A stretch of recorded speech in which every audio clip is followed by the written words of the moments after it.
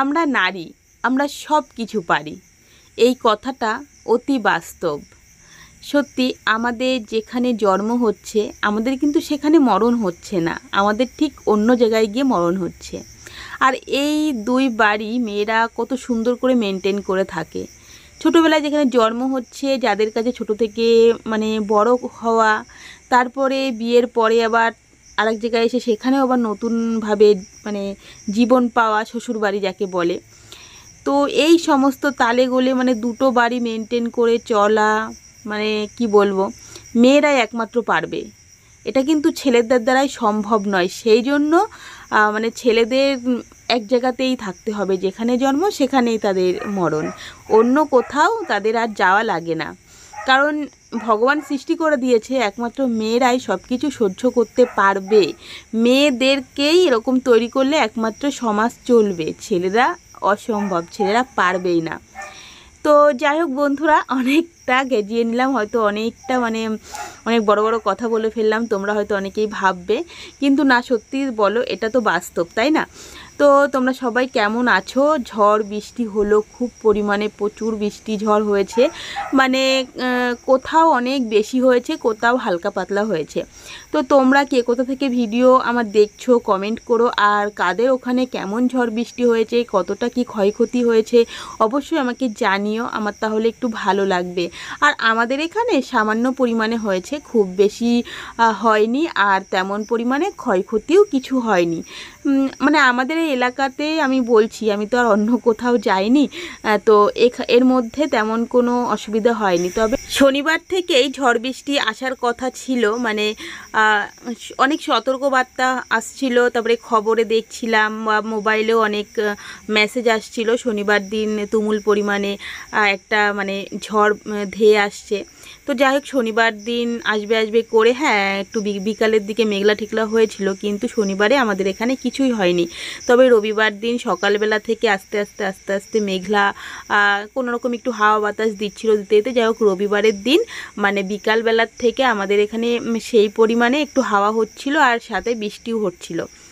তো তারপরে সোমবারের দিন তো পুরো একদম সারা দিন বৃষ্টি হলো, সাথে একটু ঝোড়ো হাওয়া, মানে উল্টো পাল্টা হাওয়াও হচ্ছিল। তো যাই হোক, তেমন কোনো আমাদের এখানে অত জোরে জোরে ঝড়ঝাপটা হয়নি।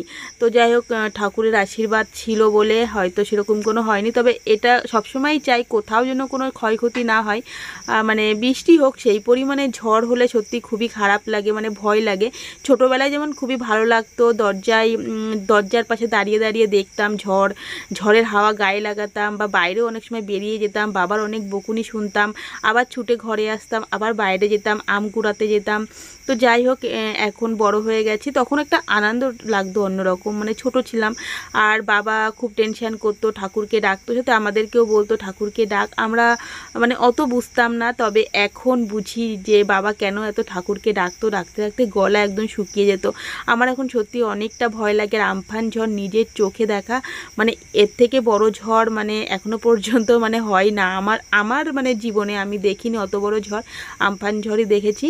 তো যাই হোক, এত ঝড় না হওয়াই ভালো, কোথাও না হওয়াই ভালো, সত্যি কথা। এরকম মানে ভীষণ ক্ষয়ক্ষতি হয়।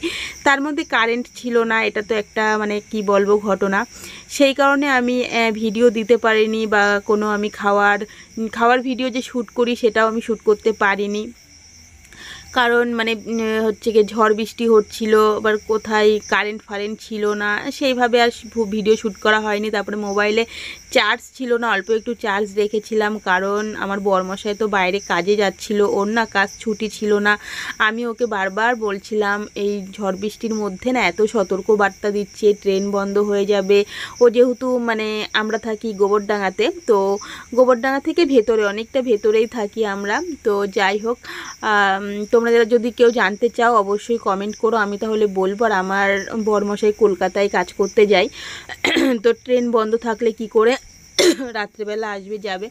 তো আমি ওকে বারবার মানা করেছিলাম, তো বলেছিল না কাজের প্রচুর চাপ, খুব প্রেশার, আর এছাড়াও দুইজন অসুস্থতা হওয়ার কারণে ছুটিতে বসে আছে, আমার ছুটি করলে হবে না, সেই জন্য ও ছুটি করতেও পারেনি।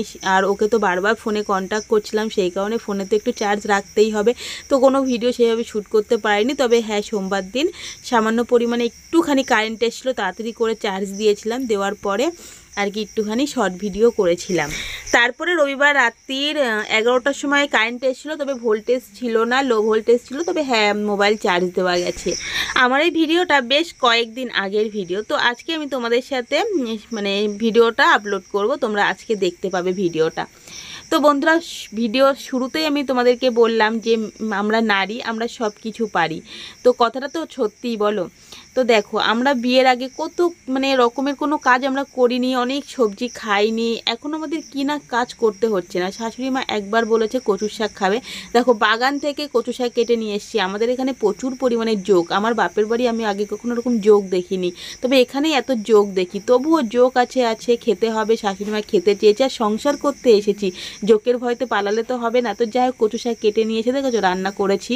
তো আজকে রান্না হয়েছে কচু শাক, ডুমুর, তারপরে দুটোই হচ্ছে বাগানের তরকারি হয়েছে, আর দুটো কিন্তু খুবই উপকারী খাবার, কি বলো তাই না?